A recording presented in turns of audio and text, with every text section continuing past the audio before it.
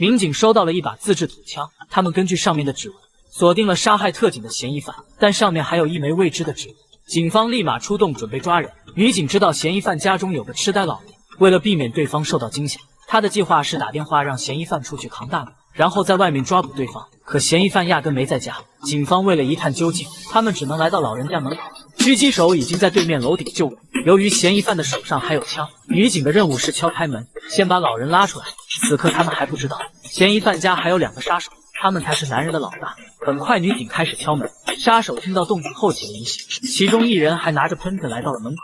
女警见半天没人开门，忍不住有些担心，而杀手也来到了门边。特警队的人严阵以待，狙击手更是把手指放在了扳机上。等到大门打开的时候，特警赶紧把老人拉了出来，谁知屋内却一个人都没有。原来2个杀手提前躲到了对面楼的房间，这导致警察扑了一个空。